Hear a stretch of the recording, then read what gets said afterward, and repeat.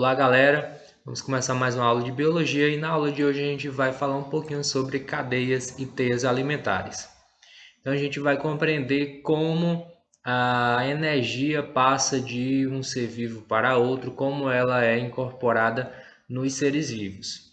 E também como ocorre aí a passagem de átomos, né? A composição de átomos das espécies, como que consegue no ambiente e passa para os seres vivos. Então, toda essa interação a gente vai começar a perceber a partir da aula de hoje.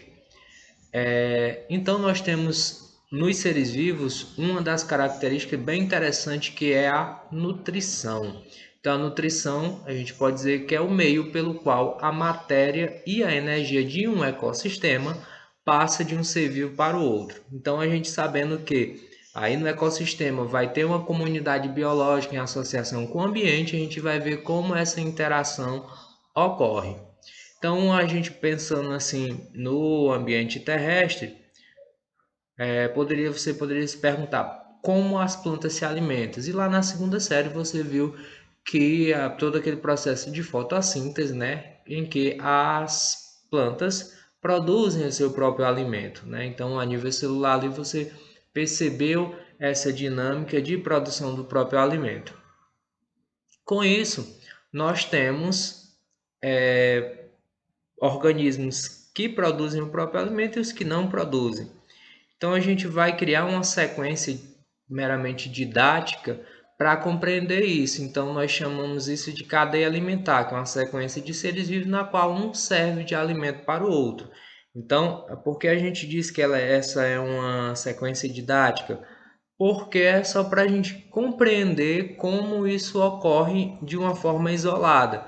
Na natureza, não vai ter essa organizaçãozinha linear, não. Vai ser várias cadeias alimentares se intercruzando. Isso a gente vai chamar de teia alimentar, certo? Quando a gente tem um conjunto aí de cadeias alimentares. E cada uma desses elos nessa sequência de seres vivos que serve de alimento para o outro, cada um deles a gente vai chamar de nível trófico. Então nós temos aqui nível trófico cada etapa da cadeia alimentar. Um exemplo de cadeia alimentar nós temos aqui, ó, o capim, né? Então você pensa em o capim é o que? Uma planta, né? Produz o próprio alimento através de um processo chamado de fotossíntese. Então, aqui nós temos aqui o capim, que é consumido aqui por esse gafanhoto, que esse gafanhoto é consumido por esse sapo e esse sapo é consumido aqui por esta serpente. Então vamos ver aqui na legenda da figura 14.1 e vai dizer, exemplo de cadeia alimentar, as setas indicam que a transferência do alimento e da energia ocorre do produtor para os consumidores. Então, de quem produz para quem não produz, isso ao longo dessa cadeia alimentar. O comprimento médio dos organismos, no caso aqui do capim, de 40 a 100 centímetros, o gafanhoto 1 a 8 centímetros, sapo 14 a 18 centímetros e a serpente de 3 metros a 5 metros, certo? Então, já que passa, né, essa matéria e também essa energia, a gente vai ver em uma assim quantidade representado aqui para a gente ter uma ideia nessa pirâmide, certo? Então nós temos aqui, ó, na base da pirâmide a gente tem os seres autotróficos, os seres que produzem o próprio alimento. No caso aqui o exemplo a gente pode dizer que é aqui o capim, né? O capim é o produtor. Ele vai produzir através da fotossíntese a matéria orgânica que vai servir de alimento para o consumidor primário, aquele que se alimenta primeiramente dos produtores, que no caso aqui é um herbívoro. Quem é? Ó? Aqui o gafanhoto, ele vai se alimentar deste capim. E ele se alimentando deste capim, agora ele já vai servir de alimento para um outro nível trófico aqui, que é os consumidores secundários, que é carnívoro. Então esse sapo que vai se alimentar desse gafanhoto. E por fim aqui, ó, no topo da pirâmide, tem os consumidores terciários, carnívoro também, e vai se alimentar aí desse sapo. Veja que aqui, se a gente representar por quantidade, então um número grande de produtor vai servir de alimento para esse número de consumidores primários. Esse número de consumidores primários vai servir de alimento para esses consumidores secundários e esses consumidores secundários para esses consumidores terciários. Por que não poderia ter aqui um consumidor quaternário? Porque ao longo da cadeia alimentar vai perdendo energia. Então essa energia vai sendo perdida por diversas funções do corpo, né? Esse gafanhoto aqui ele vai consumir esse capim para fazer as suas atividades de gafanhoto, né? Então vai saltar, vai voar, vai reproduzir. Então tudo isso é com gasto de energia. Então a energia ela não passa diretamente para esse consumidor aqui primário. Então logo a energia que ele adquire consumindo um gafanhoto vai ser bem menor, certo? Então a informação aqui que a gente tem é que a energia vai diminuindo ao longo da cadeia alimentar. Anota aí. A gente pode falar assim, ó, que na base da cadeia alimentar, ó, voltando aqui, na base da cadeia alimentar tem os produtores, né? Quando qualquer um desses elos, eles de repente morre, o que vai acontecer? O que geralmente ocorre é a decomposição dessa matéria orgânica, certo? Então, em qualquer um desses elos pode ocorrer a decomposição desses seres vivos. Então, seres que quebram e oxidam excretas e restos orgânicos de plantas e animais mortos para obter energia e as substâncias necessárias ao funcionamento do organismo. E são quem? Os decompositores. Então, é dessa forma que a matéria que forma o corpo, que forma os seres vivos, ela é devolvida ao ambiente após o processo de decomposição, porque aqui a gente está falando a nível de ecossistema, né? Lembra aí que a gente está falando sobre comunidade biológica mais a interação desta com o ambiente. Então, algum desses resíduos é o gás carbônico, amônia e água. Então, quando ocorre essa decomposição, fica no ambiente esses componentes. Aqui na figura 14.2, a gente pode observar, aqui ó, nesse zoom aqui, tem bactérias, né? Um dos tipos de decompositores. Então, bactérias, fungos e outros decompositores transformam a matéria orgânica em substâncias minerais que serão utilizadas pelas plantas no processo de fotossíntese, né? Processo pelo qual as plantas produzem substâncias orgânicas para o seu próprio consumo e também serve de alimento para outros organismos. Ok? Então temos aqui, né, ó, fungos, exemplo aqui, esses cogumelos aqui, plantas e animais mortos que vão servir de alimentos, vai ser decomposto em substâncias menores por esses agentes decompositores. Ok? Seguindo aqui mais adiante, a gente vai ter aqui a interação entre as cadeias alimentares.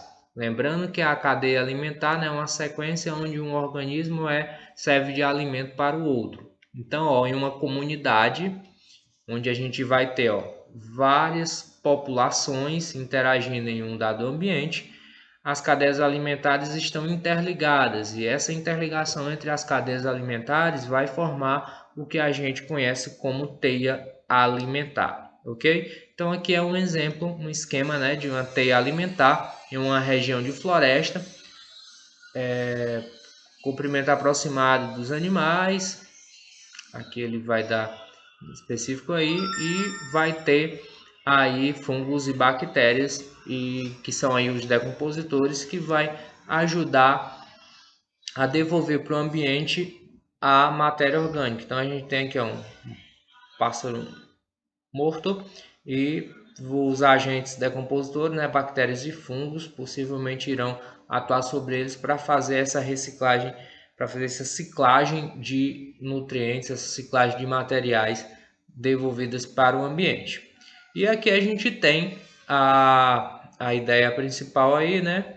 Uma das ideias principais desse capítulo, que é o fluxo de energia e o ciclo de matéria no ecossistema. Então tem dois pontos principais que eu queria que vocês prestassem bastante atenção, que é o seguinte, ó, fluxo de energia. O que é um fluxo? Algo transitório, algo que passa. Então, fluxo de energia. Então, a energia que ela está concentrada lá nos produtores, ela vem de onde? Exatamente, ela vem do Sol, né? Ela vai vir do Sol, uma fonte luminosa, e vai ser transformada em energia química que vai ser acessada aí por outros organismos. Então essa energia, ela é perdida na forma de calor, ela é consumida na quebra de substâncias para o funcionamento do corpo, certo? Então ela é perdida ao longo da cadeia alimentar. E o ciclo de materiais, ciclo de matéria no ecossistema. Então, esse ciclo, ele é, por exemplo, o carbono que você retira do açúcar que você consome, ele vai ter uma função aí no seu corpo, uma função energética, uma função estrutural, certo? Então, essa ciclagem de materiais vai permanecer aqui, né? Exceto alguma ocasião que tire daqui do nosso planeta, vai ciclar, vai ficar restrito ao nosso planeta. Então, por isso que a gente fala de ciclo, certo? Algo cíclico que ocorre aqui no nosso planeta. Então, a gente fala aí de ciclo da matéria no ecossistema. Então, a mesma água que você consome agora é a mesma água que os dinossauros consumiram lá na época lá que eles viveram aqui no nosso planeta. Então nós temos uma ideia disso, ó. 15% são retidos aí no corpo, certo? Se a gente está falando da matéria orgânica, né? Ó, dos gafanhotos que comem a folha. Então apenas uma parte da energia e da matéria orgânica consumida permanece na cadeia para o nível trófico seguinte. O restante é eliminado nas fezes pela respiração celular. O comprimento dos gafanhotos varia em torno de 1 cm a 8, dependendo da espécie. Então, ele está consumindo aqui essa folha, feliz da vida, e ele vai 15% dessa energia, desses materiais aqui, são retidos, né, ficam no corpo, 50% saem com as fezes, 35% são utilizados na respiração celular. Lembrando, o que a respiração celular faz? Faz a quebra de moléculas orgânicas para a produção de energia, liberação de energia, ok? Para realizar outras funções nas células e, portanto, a nível de tecidos, órgãos e sistema e organismo.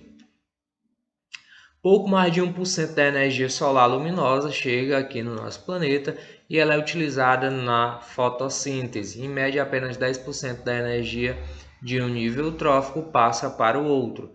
Então, vai diminuindo a partir de um nível trófico para o outro. Isso vai diminuindo, o que a gente pode perceber lá naquela pirâmide, que a gente pode ver ela como uma pirâmide energética também.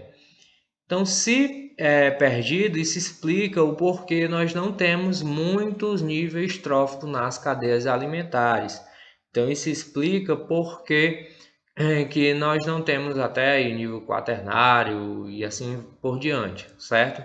Então, nós temos aqui uma noção disso, uma outra informando aqui a quantidade de matéria e de energia disponível de um nível trófico para o outro e a sua diminuição ao longo da cadeia alimentar. Então, nós temos aqui a nossa fonte luminosa, que é o Sol, o produtor aqui, que é uma plantinha, né? No caso aqui, um capim, e ele vai ser o produtor, vai perder uma parte na forma de calor, vai passar cerca de 10% para o próximo nível trófico, no caso aqui, o gado bovino, e esse gado bovino vai ser consumido por nós seres humanos aqui, consumindo uma carne. E como nós não temos aí predadores naturais, possivelmente em uma morte vai ocorrer aí a decomposição adivinha? Pelos decompositores, fungos e bactérias principalmente, ok? Então, compreendido isso, podemos saber como nos ecossistemas ocorre a produção dessa matéria orgânica, que vai servir de alimento. Então, nós temos aqui a produtividade dos ecossistemas. Nós temos a primeira que é a produtividade primária bruta, certo? Que ela vai ser o que? A quantidade de matéria orgânica produzida pelas plantas de um ecossistema em um certo intervalo de tempo e por determinada área ou determinado volume. Então, volume aí a gente pensa quando a gente está falando de ecossistemas aquáticos, ok? Principalmente. Produtividade primária líquida vai ser aí a produtividade primária bruta menos a parte consumida pela própria planta durante a respiração.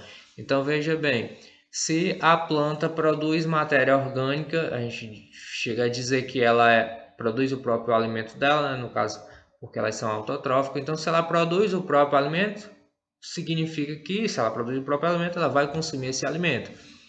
Então, tudo que ela produz é essa produtividade primária bruta. Tirando a parte que ela consome, o que sobra, aí a gente vai ter aí a produtividade primária líquida, ok? Então, por isso que tem aqui, utilizando essa formulazinha aqui, ó, produtividade primária bruta menos a respiração, né, o que ela consome durante a respiração, nós temos a produtividade primária líquida. Ok?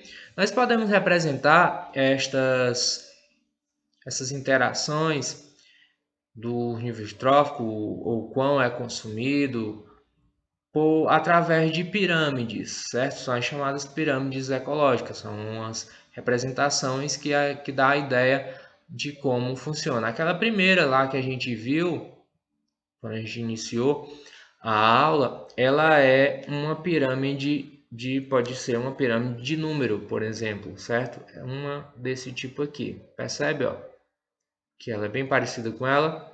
Pronto. Então, vamos começar por ela, na figura 14.6. Então, uma pirâmide de número, né? A gente nota aí que a largura de cada retângulo é proporcional ao número de indivíduos por metro quadrado em cada nível trófico. Os organismos são aqui ilustrados na mesma escala. Os gafanhotos têm cerca de 1 centímetro a 8, o tamanho do espaço varia de acordo com a espécie e cores fantasias. Então nós temos aqui, o que ela é interessante, é que a gente já sabe que a matéria e a energia se perde ao longo da cadeia alimentar, né? O que a gente viu ainda há pouco. Então, ó, nós temos aqui esse capim, e temos aí 5.000 pés de capim, que vai servir de alimento para 700 gafanhotos. E esses 700 gafanhotos vai poder aí alimentar 50 pássaros. Veja que em números vai diminuindo, certo? Ao longo da cadeia alimentar. Pode ter o caso de ter o contrário, no caso aqui é uma pirâmide ecológica com aspecto invertido. Como a gente está falando de números, certo? Números de indivíduos, então, ó, uma árvore vai alimentar 500 pulgões e esses 500 pulgões vão alimentar aí 30.000 protozoários, ok? Então, nós temos aqui um caso de pirâmide de número invertida. Pode ocorrer também aqui, ó, a pirâmide de número com ápice e base estreitos. Então, nós temos duas árvores que vão alimentar aí 1.000 insetos, certo? E esses 1.000 insetos vão aí alimentar 10 pássaros. Então, dependendo das espécies envolvidas na cadeia alimentar, nós podemos ter algumas dessas representações, ok? Podemos ainda ter outro tipo de pirâmide de biomassa aqui, ó. certo? Biomassa compreendendo aí a quantidade de matéria produzida aí nesse ecossistema, nesses seres. Então, observe o gráfico que entre meados de maio e junho, então você dá uma olhadinha aqui, ó, maio e junho, sim, ok, olhei. A biomassa de zooplâncton era maior do que a de fitoplâncton. Essa inversão ocorre por causa de mudança na temperatura, na intensidade luminosa e nos nutrientes ao longo da estação do ano. Ok, então nós temos aqui, a gente está falando de fitoplâncton e zooplâncton, então logo a gente está falando de ambiente aquático, certo? Então nós temos aqui, ó, o fitoplâncton servindo de alimento aí para o zooplâncton, ok? Uma outra aqui, ó, pirâmide de biomassa, a largura do retângulo diga a quantidade de matéria orgânica, né? Por hectare em cada nível trófico em determinado momento. Então, nós temos aqui 8 toneladas de alfafa para produzir aí 1 tonelada de bezerro, que ele vai nutrir aí, servir aí para a biomassa do próximo nível trófico, um adolescente aí de 47 quilos. Outra pirâmide aqui de energia, certo? Então a gente vai medir agora de acordo com a energia por metro quadrado por ano. Então, exemplo de pirâmide de energia em um lago. Então nós temos aqui o fitoplâncton, né, que é o produtor, produzindo aí, vai ter nesse nível trófico 36.380 quilocalorias por metro por ano, que vai dar origem, vai suprir aí as necessidades energéticas do zooplâncton, que são os consumidores primários, para 590 quilocalorias por metro quadrado por ano, e vai nutrir aí os consumidores secundários aí, né? Tem uns peixinhos aqui, que vai ser 40 quilocalorias por metro quadrado ano, certo? Então note que a diferença energética do primeiro nível trófico até o último. Então há uma perda bastante significativa ao longo da cadeia alimentar. Pode ocorrer ainda desequilíbrios, certo? Veja que não há oscilações. Então, pode haver essas oscilações entre algumas perturbações aí para que não ocorra sempre essa cadeia alimentar nos ambientes, nos ecossistemas. Então, é o que a gente vai ter interferência, por exemplo, da poluição e outros desequilíbrios nas cadeias alimentares. Então vamos começar falando de poluição. O que é uma poluição, né? Poluição é uma alteração no ambiente provocada pelo acréscimo de produtos que ameaçam a saúde ou a sobrevivência dos seres vivos. Então nós temos vários tipos de poluição. Por exemplo, nós temos poluição sonora, poluição visual, poluição química, certo? Então toda a interferência no ambiente que vai gerar ameaças à saúde ou então à sobrevivência dos organismos que ali vivem em um determinado momento, a gente considera uma poluição. Um outro conceito interessante que a gente precisa saber é, né, o que afeta a sobrevivência. Se afetar em níveis extremos, a gente vai ter a extinção de espécie. Então, pode provocar desequilíbrios ecológicos e desaparecimento de outras espécies. Por quê? Porque tem organismos, por exemplo, que só se alimentam de um tipo de ser vivo. Então, se esse ser vivo não existe mais, então esse organismo vai ficar sem alimento. Então ele não vai mais ter o alimento e vai bater a bota, vai morrer, certo? Então já imaginou se você só come cuscuz e de repente acaba o cuscuz no mundo, você vai provavelmente estar extinto. Você não, porque nós somos de uma espécie grande. Então, outra lembrancinha que tem que ter é que é extinção de espécies, certo? Se for só um indivíduo, então ele vai apenas morrer. Então, por isso que a gente fala aí de sobrevivência a nível de espécie, quando todo um grupo de organismos, toda uma população que se intercruza, ela não consegue mais ter em nenhum lugar do planeta um ambiente, um nicho, um habitat para a perpetuação da espécie. Então, a gente entende isso como, como uma espécie ameaçada de extinção ou extinção. Um outro ponto bem curioso é a concentração de produtos tóxicos, que é a magnificação trófica, certo? A magnificação trófica, ela vai concentrar produtos tóxicos que vão aumentar nos organismos ao longo da cadeia alimentar. Então, geralmente são elementos químicos que não fazem parte da composição original das células de um organismo, certo? Então ela vai ficar aí ao longo da cadeia alimentar. Então pode, por causa da redução da biomassa na passagem de um nível trófico para o outro.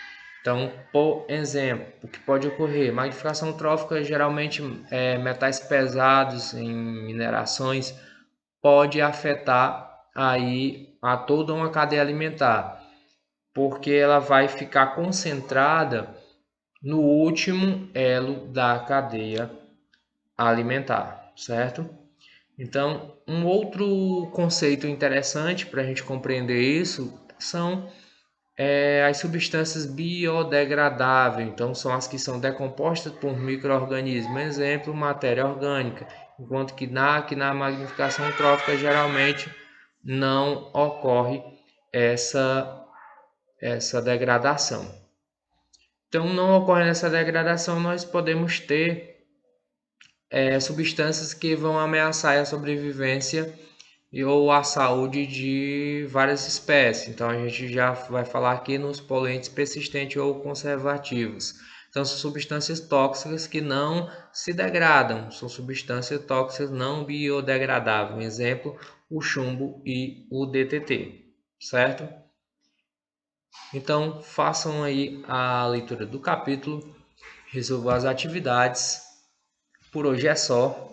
Prazer inenarrável estar com vocês. Até a próxima. Tchau.